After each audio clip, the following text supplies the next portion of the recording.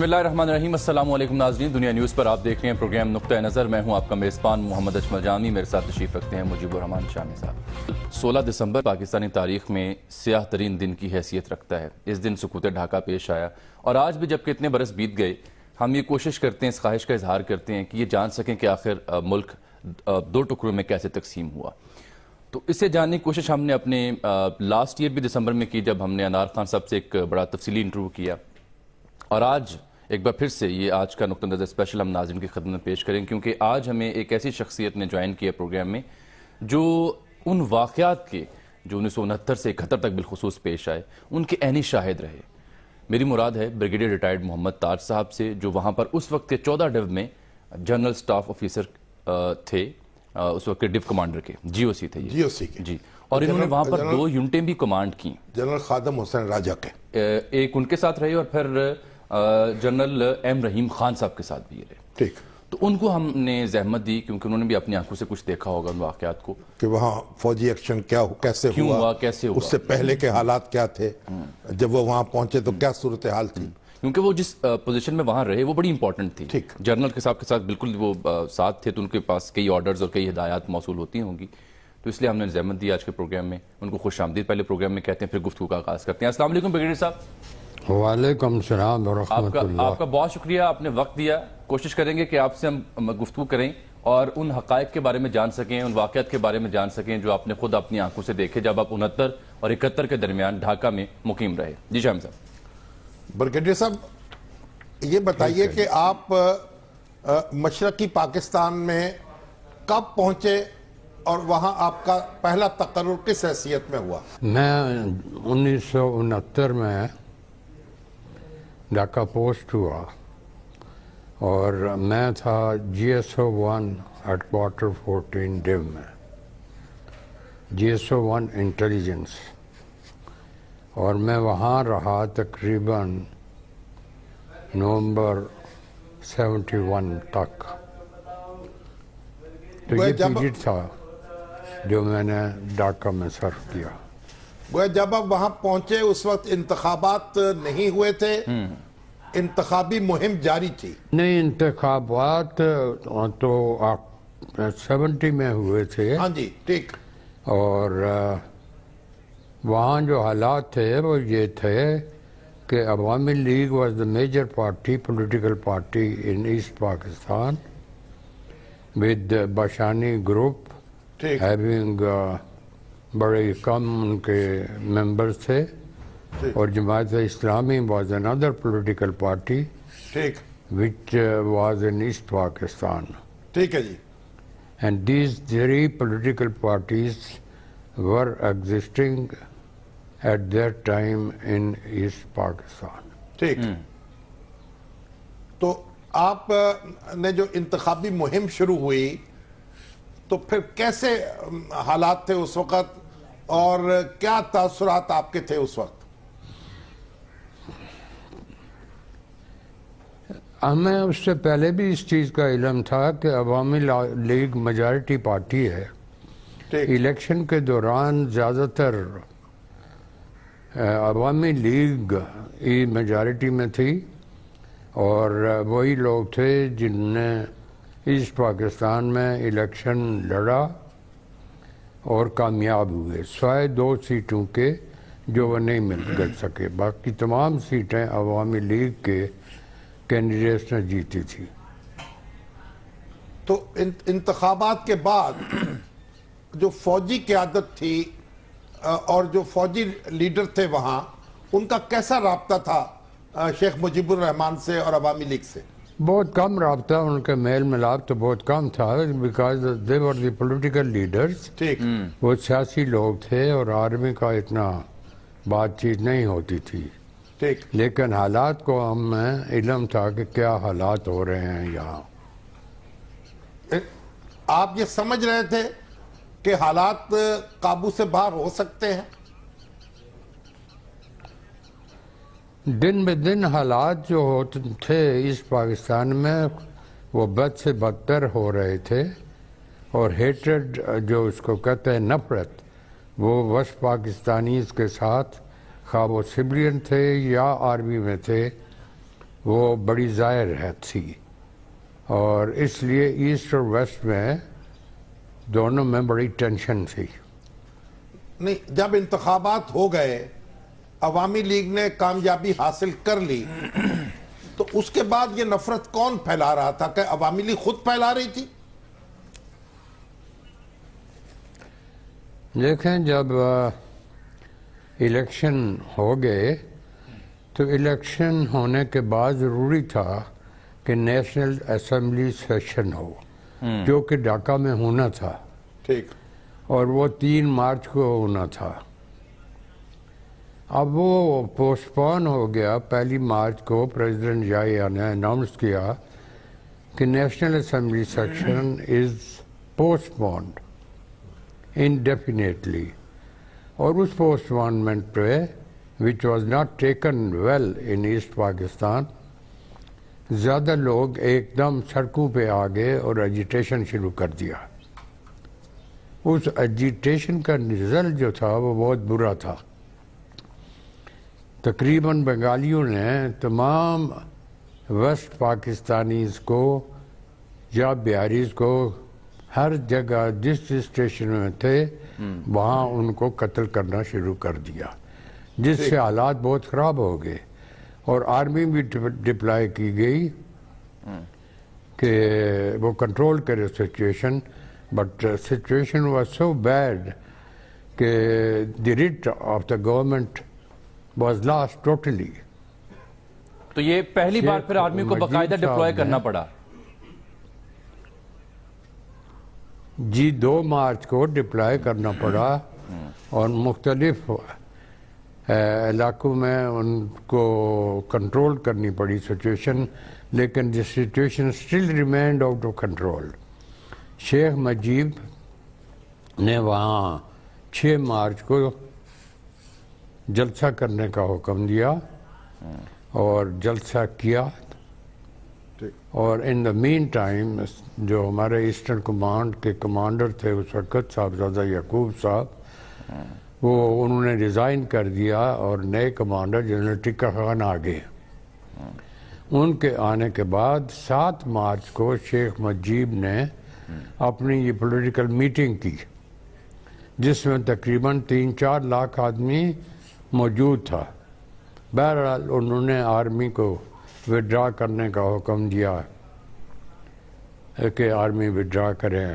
ٹھیک ہے، دوسرا کنٹونمنٹ میں پھر سے بہت اہم آپ بات کریں، لیکن ہمیں پروگرام میں ایک بریک کی جانب بڑھنا ہے۔ آپ ہمارے ساتھ ہی رہیے گا۔ بہت اہم نقطہ آپ نے چھیڑا کہ جب مشرقی کمانڈ کے کمانڈر صاحبزادہ یعقوب صاحب نے استعفیٰ دیا، اس کی وجوہات کیا تھیں یہ بھی آپ سے جانیں گے، لیکن ایک بریک کے بعد۔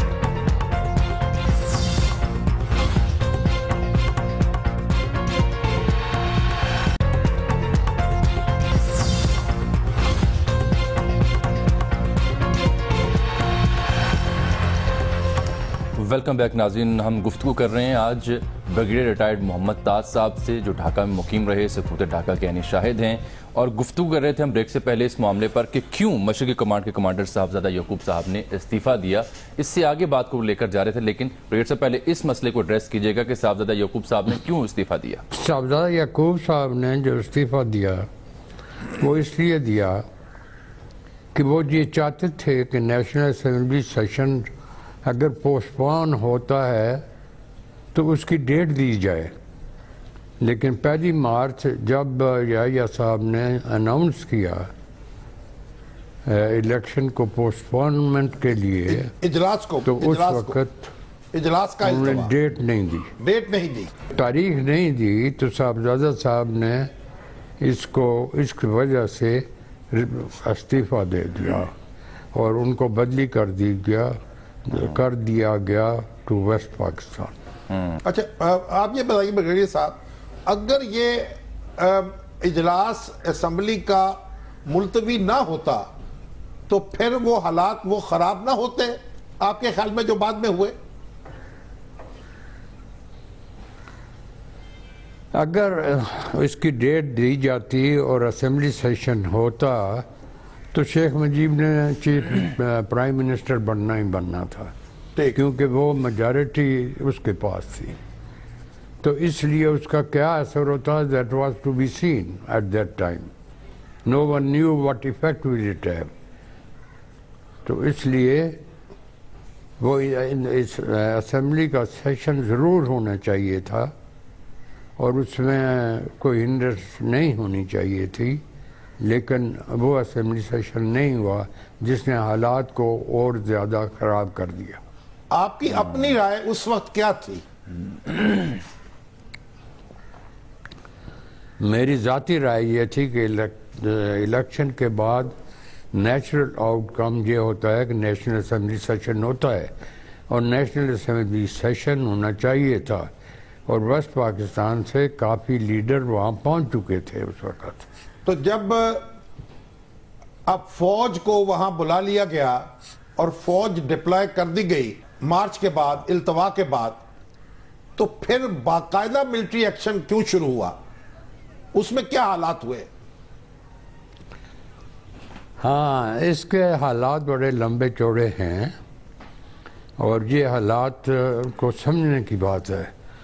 جیسے آپ کو علم ہے کہ ایسٹ پاکستان میں حالات ویسے بھی خراب تھے کافی عرصے سے پولیٹیکلی، اور اس کا جب یہ شروع ہوا تو اس کا اثر یہ ہوا کہ شیخ مجیب صاحب نے کنٹونمنٹس کا راشن بند کر دیا کہ فوجیوں کو کی کنٹونمنٹ میں کوئی راشن نہیں جائے گا، جو فریش راشن، دودھ نہیں جائے گا۔ ریسٹرکشن لگا دی کہ بینک سے 8,000 سے زیادہ پیسہ نہیں دیا جائے گا، خواہ وہ آرمی کے لوگ ہیں یا ویسٹ پاکستانی سویلینز ہیں۔ اور ہیٹرڈ شروع ہو پڑی تھی پہلے سے بٹوین ایسٹ اینڈ ویسٹ، اور 2 مارچ کے بعد تقریباً ایسٹ پاکستان میں بنگلہ دیشیز نے تمام ان لوگوں کو جو اردو سپیکنگ تھے، بہاری تھے یا ویسٹ پاکستان سے تھے، ان کو مارنا شروع کر دیا، ان کی پراپرٹیز کو جلانا شروع کر دیا، اور حالات بہت خراب ہو چکے تھے اس وقت لیکن میں۔ بغیر صاحب یہ کیا یہ اردو بولنے والوں کا قتل جو ہے یہ اچانک سے شروع ہو چکا تھا یا اس کے پیچھے بھی کوئی محرکات تھے؟ آپ نے کیا دیکھا؟ یہ تھے کہ India had never reconciled as far as creation of Pakistan was concerned. India آج دن تک پاکستان کی ایگزسٹنس کو نہیں چاہتا، یہ تو سب کو علم ہے۔ وہاں پہ اکنامک ہولڈ جو تھا بنگال میں وہ شروع سے at the time of partition non Muslim کے پاس رہا، ڈاکٹرز وہ تھے، ٹیچر وہ تھے، اس کے علاوہ بزنس کمیونٹی میں زیادہ لوگ وہ تھے، اس لیے ان کا انفلوئنس زیادہ رہا۔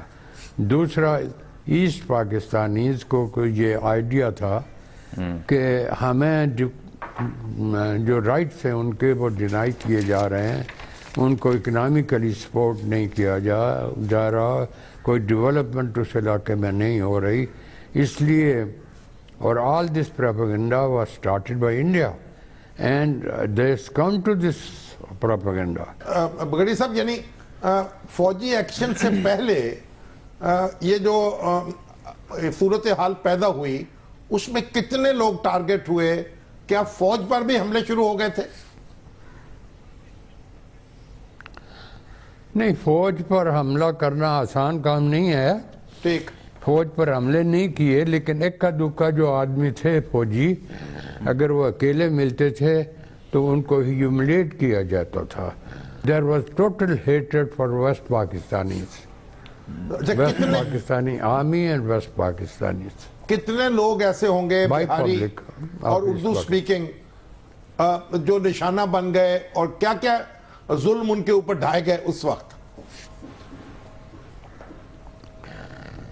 جناب، میں آپ کو بتاؤں کہ کوئی ایسا ٹاؤن نہیں تھا جہاں ویسٹ پاکستانی یا بنگالی یا اردو سپیکنگ نہ ہوں۔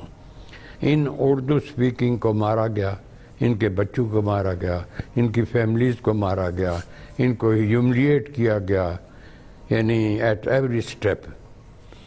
اور یہ کوئی تعداد میں آپ کو نہیں دے سکتا ہوں، لیکن میرے خیال میں لاکھوں سے اوپر لوگوں کو مارا گیا. ٹھیک ہے. تو شاہ صاحب اب یہ مارچ سے انہوں نے سلسلہ شروع کیا, تو مارچ سے آگے چلتے ہیں, پھر انہوں نے نومبر دسمبر تب کیا دیکھا؟ ظاہر ہے ابھی تو فوجی ایکشن شروع نہیں ہوا. ہاں تو بریگیڈیئر صاحب مارچ سے آگے چلیے ذرا. نہیں ابھی فوجی ایکشن ہاں جی نہیں, مارچ کو ابھی آگے نہیں چلنا چاہیے. اچھا ابھی حالات یہ ہوئے کہ 15 مارچ کو پریزیڈنٹ صاحب تشریف لائے ایسٹ پاکستان میں, اور انہوں نے کوشش کی, یحییٰ خان نے اپنی طرف سے کوشش کی کہ شیخ مجیب اور بھٹو شوڈ کمپرومائز, لیکن ان کا کمپرومائز نہیں ہوا. اور 21 مارچ کو عوامی لیگ نے یعنی شیخ مجیب نے ایک کنفیڈریشن کا ڈاکومنٹ دے دیا. دیٹ مینس کہ ایسٹ اور ویسٹ پاکستان کی میں کنفیڈریشن ہونی چاہیے, which was not acceptable, and writ of the government in the meantime was totally not there. Everything was being controlled by Sheikh Mujib himself.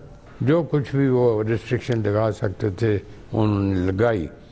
ان حالات میں جب 21 مارچ کو یہ ہو گیا, یہ ڈاکومنٹ بھی پہنچ گیا, تو پھر سوچا گیا کہ کیا کرنا چاہیے. اب اس پہ میرے خیال میں فیصلہ یہ ہوا کہ ملٹری ایکشن لینا چاہیے اور دوبارہ ریٹ گورنمنٹ کی ری اسٹیبلش کرنی چاہیے. اور 24 مارچ کو اپنے تمام فوجی کمانڈرز کو بتایا گیا کہ 25 کو ملٹری ایکشن لیا جائے گا, ڈھاکہ میں بھی and all other places. Brigadier صاحب بڑا اہم نقطہ ہے, یہاں سے گفتگو آگے بڑھاتے ہیں, ایک بریک کے بعد ہمارے ساتھ رہیے گا ناظرین.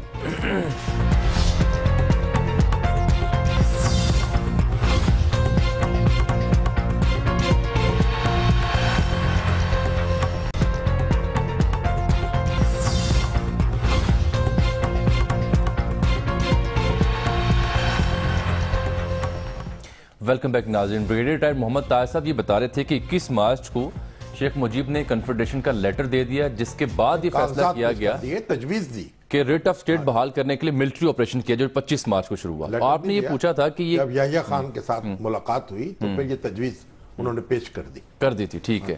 تو بریگیڈیئر صاحب شاہ صاحب یہ پوچھ رہے تھے کہ آپ کو کیسے علم ہوا کہ یہ تجویز پیش ہوئی ہے, اور ملٹری ایکشن کی نوبت پھر جب آئی تو تب کیا صورتحال آپ نے دیکھی؟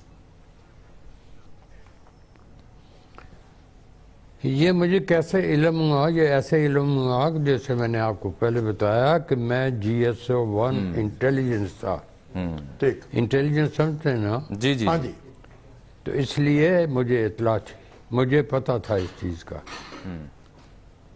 اچھا, اب ملٹری ایکشن کا جب اعلان ہوا یا فیصلہ کیا گیا, اس کے بعد پھر واقعات کیسے آگے بڑھے؟ ملٹری ایکشن کا فیصلہ 24 مارچ کو کیا گیا. 24 مارچ کو مجھے بھی اپنی اپائنٹمنٹ سے ہٹا کر کہا گیا کہ آپ ملٹری ایکشن ڈھاکہ میں لیں گے اور آپ کے نیچے 2 بٹالین اور 1 کمپنی ہوگی. کون سی 2 یونٹس آپ نے کمانڈ کی اس دور میں سر؟ 2 بٹالین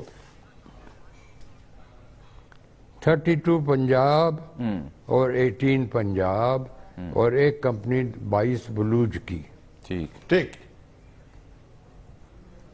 اور یہ آپ نے ڈھاکہ میں نے کمانڈ کیا؟ جی, یہ ڈھاکہ کا ملٹری ایکشن جو لیا وہ میں نے لیا. باقی جگہ پہ جہاں آرمی تھی انہوں نے اپنے علاقوں میں ایکشن لیا ہے. اچھا, پھر جب آپ نے اور ڈھاکہ میں نے ایکشن لیا. جب آپ نے کارروائی شروع کی تو پھر کیسے واقعات پیش آئے؟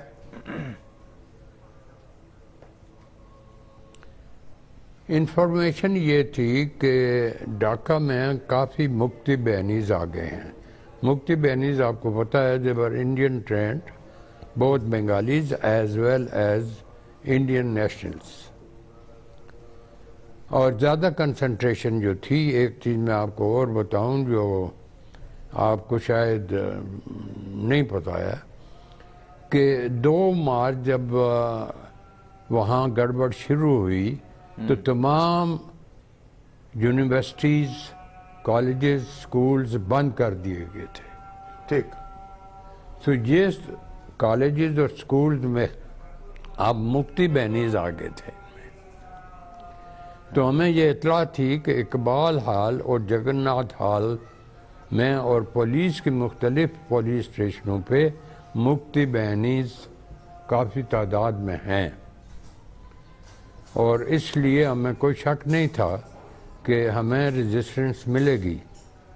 ہم نے اپنے ٹروپس کو یہ آرڈر دیا ہوا تھا کہ وہ اس وقت تک فائر نہیں کریں گے جب تک کہ ان پہ فائر نہ کیا جائے. اگر فائر دوسری طرف سے نہیں آتا تو یہ فائر نہیں کریں گے. ٹھیک. چنانچہ ہم نے ان جگہوں پہ اپنے ٹروپس کو بھیجا. اقبال ہال اور جگن ناتھ ہال دو ایسی جگہ تھیں، اور پولیس راجر باغ جس کو پولیس کا بڑا رہنے کی جگہ تھی، ٹھیک. وہاں پولیس کی کنسنٹریشن تھی. باقی جگہوں پہ مفتی باہنی کی کنسنٹریشن تھی. تو ہم نے Iqbal hall, Jagan Nath hall, Roger باغ اور پولیس اسٹیشنز پر قبضہ کر لیا. ٹھیک. اور مجھے افسوس اس بات کا ہے کہ آج میں سن رہا ہوں کہ یہ کہا جاتا ہے کہ 7,000 اسٹوڈنٹس کو ہم نے ڈھاکہ میں قتل کیا. بلکہ یہ بھی کہتے ہیں کہ پروفیسروں کو قتل کیا. ڈھاکہ میں نہیں، وہ پروفیسرز وغیرہ کا میں جواب دیتا ہوں آپ کو. پہلی بات یہ ہے کہ تمام کالجز، سکولز، یونیورسٹیز بند تھی. 2 مارچ سے لے کر 25 مارچ تک، اور اس کے بعد تک بند تھی. تو کہاں سے یہ لوگ آگے؟ ہم نے جو ایکشن لیا اس میں ڈھاکہ میں 12 آدمی ڈھاکہ یہ اقبال ہال میں ہمارے فائر کے نیچے آئے اور وہ مارے گئے. ٹھیک. اور 30 کے قریب جگن ناتھ ہال میں اور راجر باغ پولیس اسٹیشن پہ بھی ہم نے حملہ کیا، لیکن وہاں پہ 1 فگر سے زیادہ آدمی نہیں مارے گئے، وہ بھاگ گئے تھے ادھر سے. یعنی انہوں نے بھی گولیاں چلائیں آپ پر؟ یہ کہنا کہ 7,000 آدمی، وہ کہاں سے آئے 7,000؟ مفتی بہنیز جو تھے وہاں کنسنٹریٹڈ، جب ان کو پتہ چلا آرمی آ رہی ہے تو وہ وہاں سے گمشد ہو گئے، بھاگ گئے. ٹھیک. اس لیے نہ وہاں اسٹوڈنٹس تھے نہ زیادہ مفتی بہنیز تھے. یہ جو میں آپ کو فگر دے رہا ہوں یہ آنسٹ فگرز ہیں، اس میں کوئی ایگزیجریشن نہیں ہے. اور میری اب عمر 90 سال ہو چکی ہے، مجھے آج جھوٹ بولنے کی ضرورت نہیں ہے. یہ صرف انڈین پروپیگنڈا ہے جو کچھ ہو رہا ہے، اور یہ غلط پروپیگنڈا ہے، یہ جھوٹ ہے. اب رقیہ حال مجھے آج دن تک نہیں پتا کدھر ہے، اور یہ بتایا گیا کہ ادھر لڑکیاں تھیں. کہاں سی لڑکیاں تھیں؟ پہلی چیز یہ ہے کہ 2 مارچ سے سکولز اور کالجز اور یونیورسٹیز بند تھی. وہ کون سی لڑکیاں آ گئی تھیں ادھر؟ ٹھیک. یہ سب جھوٹ ہے، اس میں کوئی سچائی نہیں ہے، اور یہ انڈین پروپیگنڈا ہے، اور اس کو اسی نظر سے، اسی طریقے سے لینا چاہیے. اور جیسا میں آپ کو کہہ رہا ہوں کہ میں آپ کو جو بات کہہ رہا ہوں وہ سچ ہے. دوسرے دن مجھے کہا گیا کہ 40 ڈیڈ باڈیز پروڈیوس کریں جو اسپتال بھیجیں. I could not produce 40 dead bodies that I could send. ٹھیک. to بغیر صاحب ہم ایک بریک لے لیتے ہیں اور پھر یہیں سے تو یہ گفتگو کا سلسلہ آگے بڑھائیں گے. ہمارے ساتھ ملتے ہیں چھوٹی سی بریک کے بعد.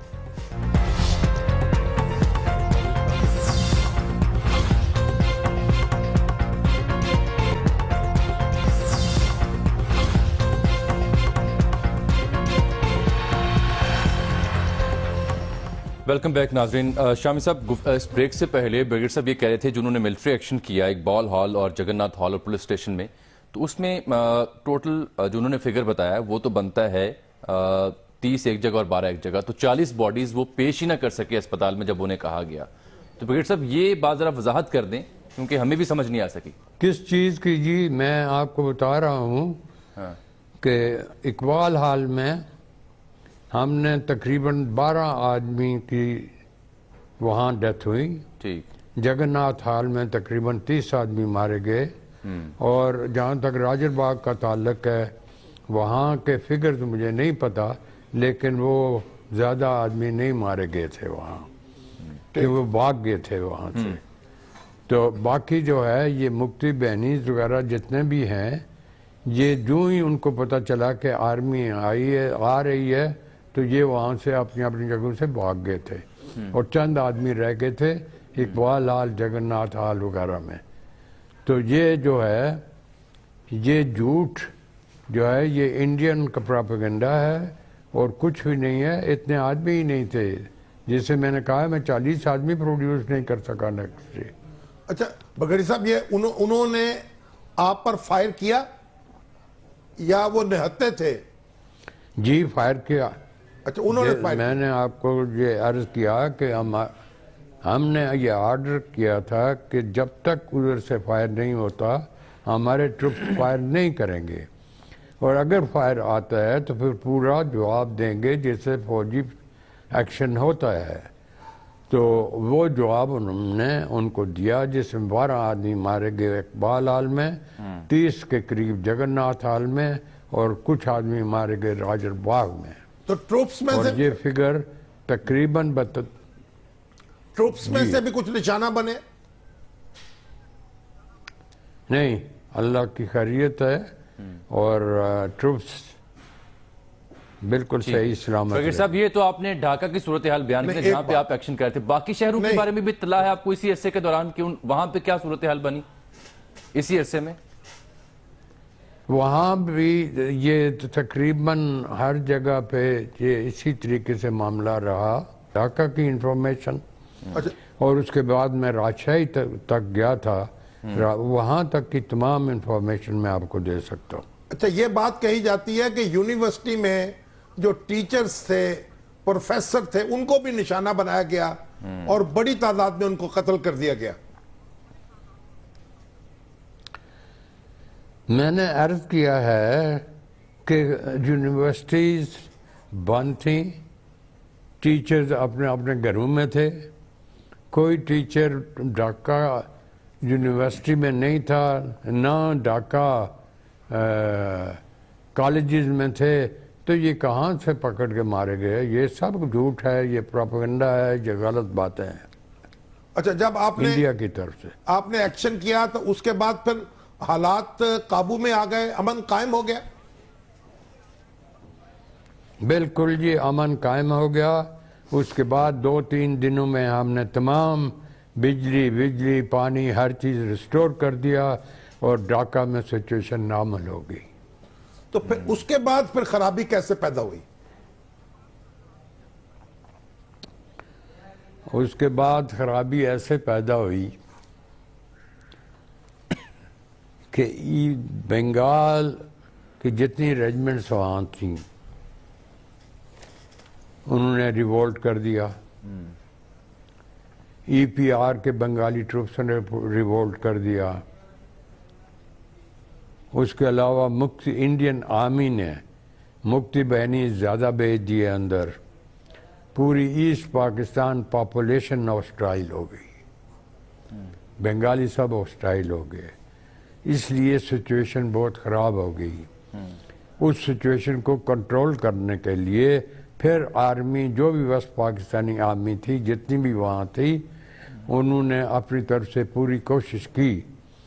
لیکن آپ یہ تھوڑا سا اندازہ لگائیے کہ جب آپ کی پاپولیشن ہی آپ کے خلاف ہو جائے اور جب ایک ریگولر آرمی، انڈین آرمی کی آپ کے مقابلے میں آ جائے تو حالات مشکل ہو جاتے ہیں تھوڑا ایک چھوٹی آرمی کے لیے. احساس نہیں ہوا اس کا؟ اس کا احساس ہوا ہے نا. اسی واسطے آپ کو یہ بھی یاد ہوگا کہ انڈیا نے آپ کی اوور فلائٹ بند کر دی تھی. ہماری تمام فلائٹس جو بھی جاتی تھیں وہ وایا سیلون سری لنکا جاتی تھی. تو اس میں 2 ڈویژن فوج تقریباً اور بھیجی گئی تھی ایسٹ پاکستان میں، تو حالات کو کنٹرول کرنے میں. اور اس کے بعد حالات تقریباً کنٹرول ہو گئے. پولیٹیکل لیڈرز ایسٹ پاکستان کے سارے انڈیا میں چلے گئے. بنگالی پاپولیشن اسی طرح ناراض رہی اور پھر انڈیا کا فل فلیجڈ اٹیک آ گیا. اور جس کے بعد پھر میں کیا کہوں, یہ کسی نے آرڈر دے دیا سرنڈر کرو, جو کہ ایک بہت غلط آرڈر تھا. میں آپ کو یہ بتا سکتا ہوں کہ no soldier in east Pakistan wanted to surrender, اور کبھی بھی ہم سرنڈر نہ کرتے. اور بہرحال یہ کچھ حالات ایسے تھے کہ سرنڈر کیا گیا which was undesirable and unpopular amongst the troops both in East and West Pakistan. اس سے بچا جا سکتا تھا؟ میرے خیال میں اس سے بچا جا سکتا تھا. آپ کو یہ بھی یاد ہے کہ UN ریزولوشن بھی پھاڑا گیا اور وہاں سیز فائر ریزولوشن پٹ اپ کیا گیا تھا, لیکن وہ کاغذ ہی پھاڑ دیا گیا تھا. اور اس واسطے حالات ایسے خراب ہو گئے کہ مجھے نہیں پتا کس نے یہ سرنڈر کا آرڈر دیا, لیکن میں اس وقت ویسٹ پاکستان آ چکا تھا. یہ سرنڈر جو ہوا, یہ جو بھی آدمی یونیفارم میں تھا, خواہ وہ ایسٹ پاکستان میں تھا یا ویسٹ پاکستان میں تھا, اس نے اس کو پسند نہیں کیا. آپ نے کوئی اس کی تحقیق کی کہ یہ کیسے حکم جاری ہوا, کس نے کیا؟ وہ حمود الرحمان کمیشن بنایا گیا تھا نا جی, آپ کو پتہ ہے. وہ اسی واسطے بنایا گیا تھا to investigate this. And what Hamood ur Rahman commission has said, I do not know. Neither I would like to know. Neither there was any truth in that commission. ٹھیک, مگر وہ تو اس کے لوگوں نے جب شہادتیں دیں تو انہی پر وہ مشتمل تھا. بہرحال جی, everybody had his own views about it. اور کیا شہادتیں دی گئی ہمیں پتہ ہی نہیں کیا ہیں اور کیا نہیں. لیکن کمیشنز کا آج دن تک کبھی پتہ چلا پاکستان میں؟ اچھا, اب آپ مجھے یہ بتائیے نا. بغیر صاحب, آپ پیچھے مڑ کے دیکھتے ہیں آج تو کیا تاثر ہوتا ہے آپ کا؟ کیسے یاد کرتے ہیں ان دنوں کو؟ ان دنوں کو ہاں جی, میں آپ کو یہ بتا رہا ہوں کہ اگر یہ ایکسپلائٹیشن نہ ہوتی تو مجھے اس کا افسوس ہے کہ ہم بھائیوں کو, بہت ایسٹ اینڈ ویسٹ کو, اور یہ ایسٹ پاکستان تھا جس نے پاکستان بنایا ہے, ان کو علیحدہ کر دیا گیا. اور یہ سب جو کچھ بھی ہوا ہماری غلطیوں سے اور انڈیا کی سازشوں سے ہوا. آج بھی میں آپ کو بتاتا ہوں کہ جہاں تک پبلک کا تعلق ہے, both in East and West Pakistan, جہاں تک پبلک کا تعلق ہے, they want to live together and they want to stay together. Retired Muhammad Taj صاحب, آپ نے بہت خوبصورتی سے مدعے کا خلاصہ بیان کیا کہ کچھ ہماری غلطیاں اور کچھ بھارتی سازشیں دو بھائیوں کو جدا کرنے میں کا باعث بنی.